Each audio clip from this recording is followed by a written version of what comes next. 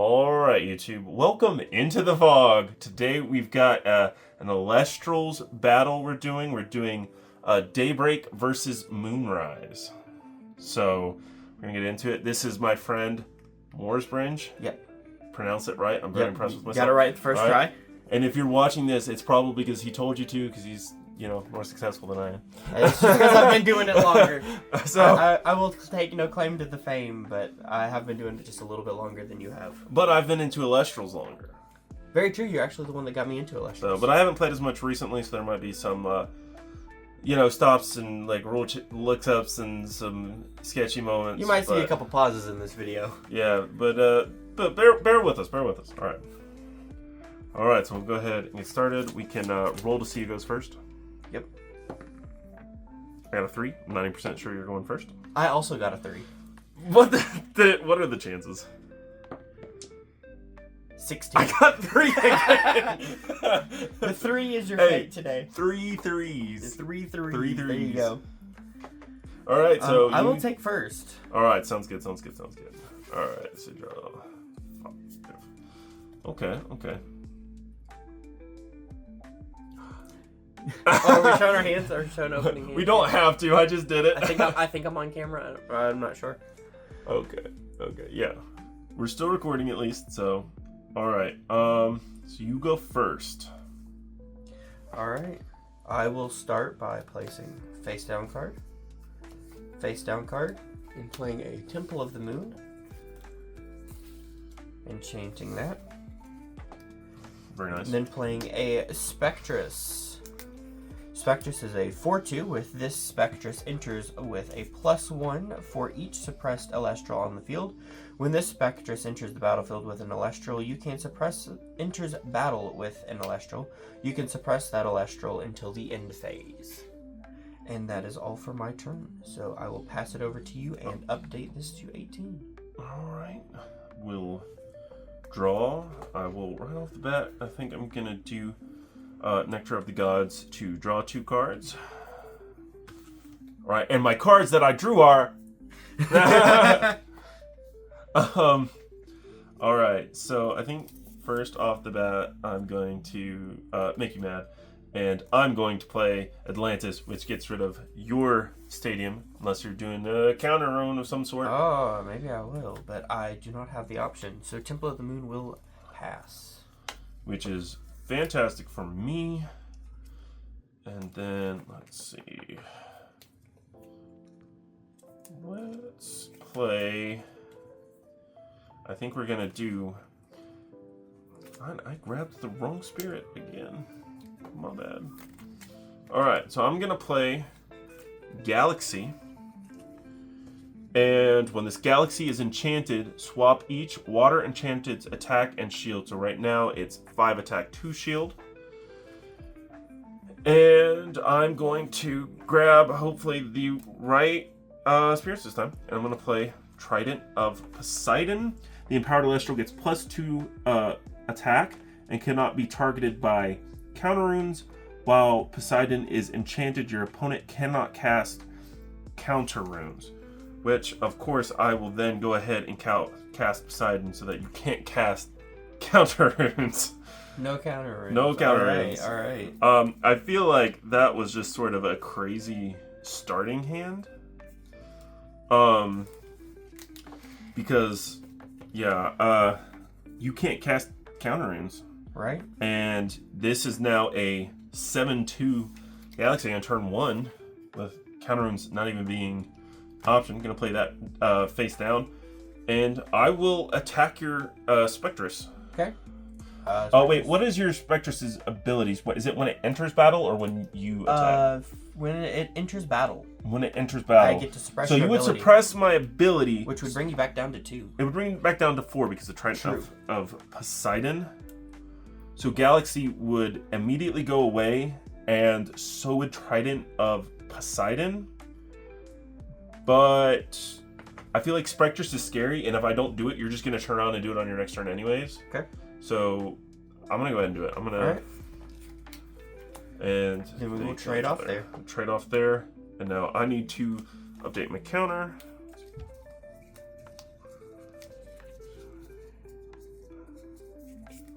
I am at 11. Wow. An impressive first turn, taking 9 life. All right, and now it's your turn. All right. Oh.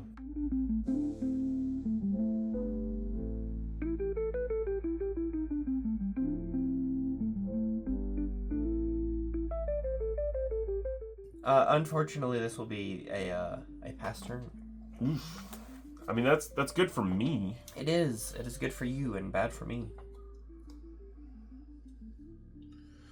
All right.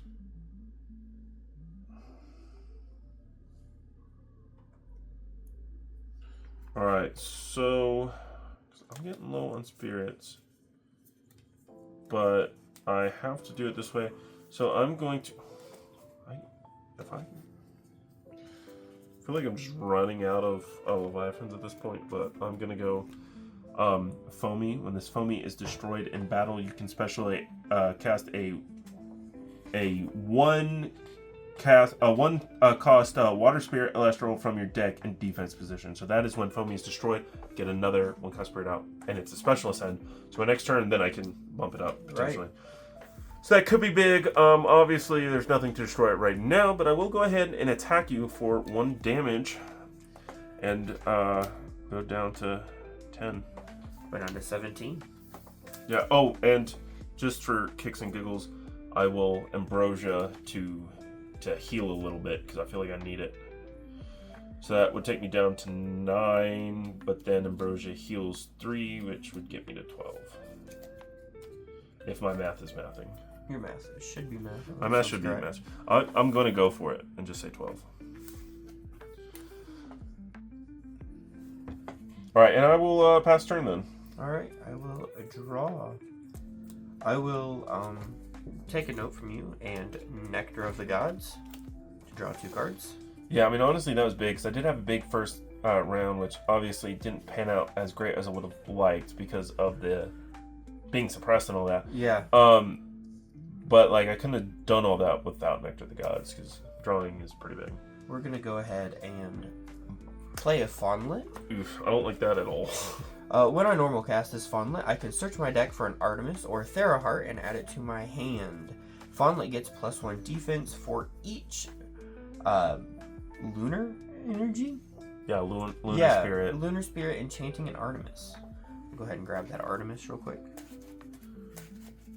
Yeah, I mean... It will get added to my hand, but I'm going to immediately play it and enchant it with... Yeah, I mean, it's like the Theraheart, for the Ascension purposes, is big, but you can also just make it really strong now with researching the Artemis instead of the Theraheart, so... Because that, like, what does that put it at now? This? Yeah. It has currently got 5 defense. 5 defense, and what is the attack? 3 still. 3 still, okay. Unfortunately, it is not boosted. Yes, ability. And mine is boosted from Atlantis, so I do have a 3 attack as well, so they would... So it would be better to have played this in defense. Which you can still do, same turn, so... We'll play that in We don't have, like, now. physical counters to show what it's at either right now, so... True. Just full transparency. Yeah, let's go ahead and play that in defense mode then, and pass the turn over to you. Alright, cool. I need to do a recount. I am also down to 11. Alright. I'm gonna go Eddie. So it's when you cast this Eddy, you can change the position of an Elestral. When a player casts Rock in a hard place, you can special ascend this Eddy to Kerberos from your hand or deck. Let's see. Which I'm gonna do because I happened to draw Rock in a hard place. So I'm gonna cast it.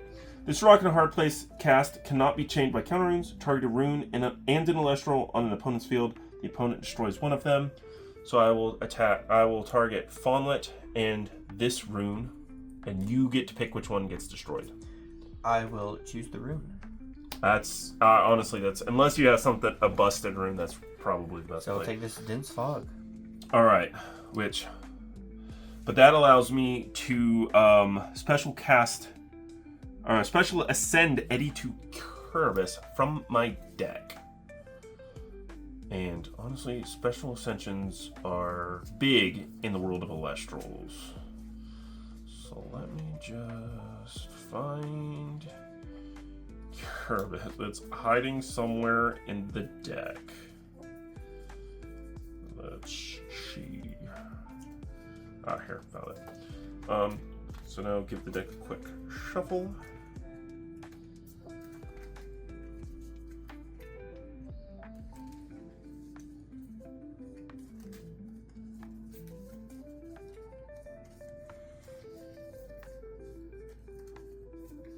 All right.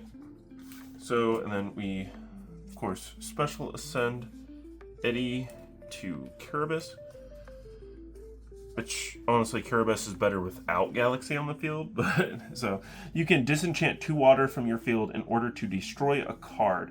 If it is destroyed this way, return 1 water spirit from your underworld to your spirit deck, up to the number of spirits that were enchanting that card. As this enters the field, I will flip a counter.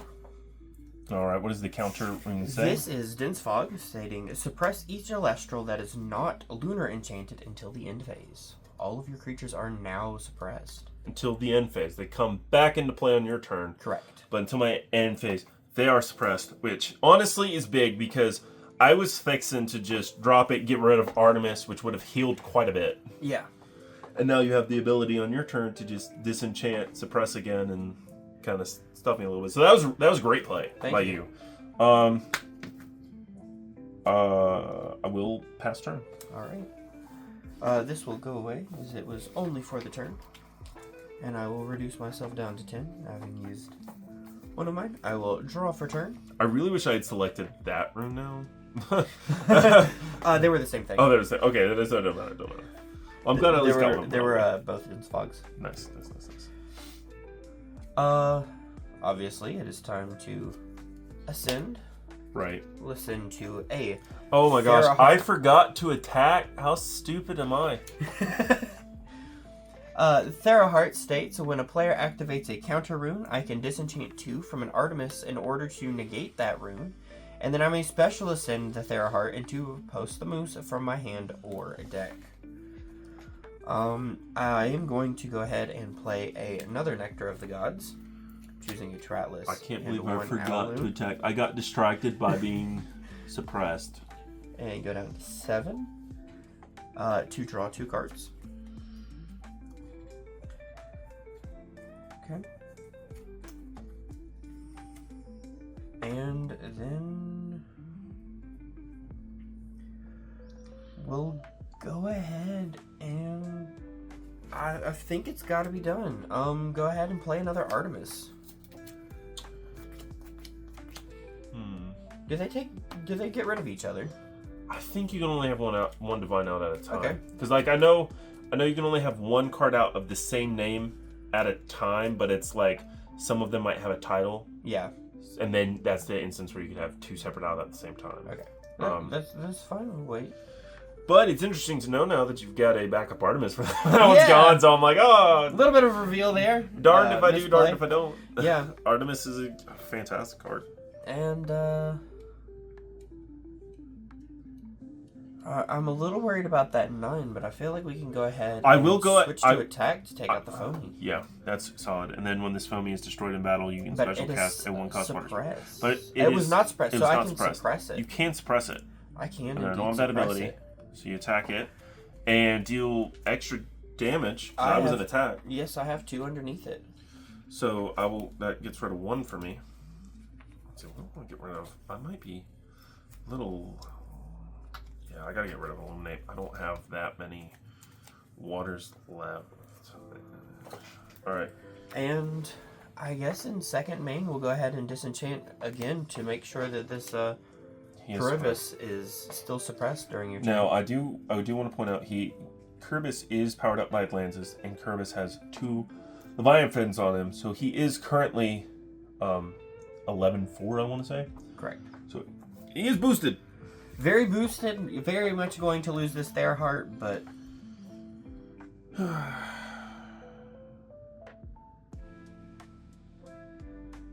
Alright. I feel like this play.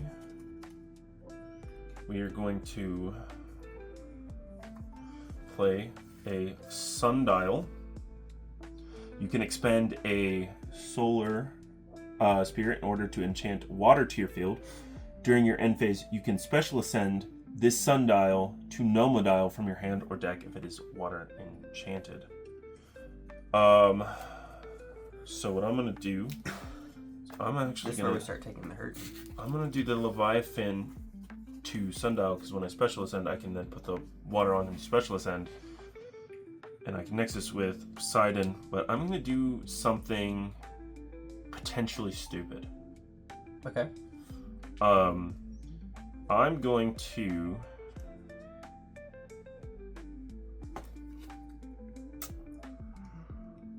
I feel like this is a huge risk, but I'm going for it. I'm going to Nexus all 4 Leviathans onto Curvis. Okay. Now, this is a risky play. There's 1, 2, 3, 4, 5, 6 Leviathans on Curvis. So the splash damage will be, the trample damage, I suppose I should say, will be unreal. But also with 6, that gives him +6/+6. So he's now at 15/8. Wow. And very impressive creature he will attack Theraheart. Theraheart has 2, reducing that to 4 damage. So you will take 4 damage, and then the sundial will swing at you for 1. Taking me down to 2. Which will take you down to 2. And then I believe it's my end phase. So I can't then swing it again. But my end phase, I can special ascend Nomadial.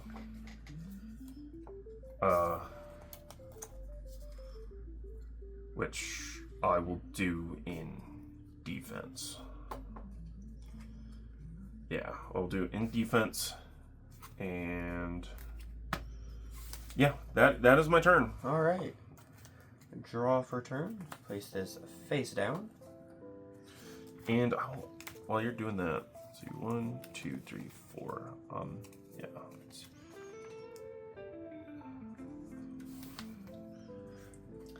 Unfortunately, we're kind of stuck here. But we're going to go ahead and play an Arabud. Putting this Teratlith underneath it. We're going to play it in defense mode.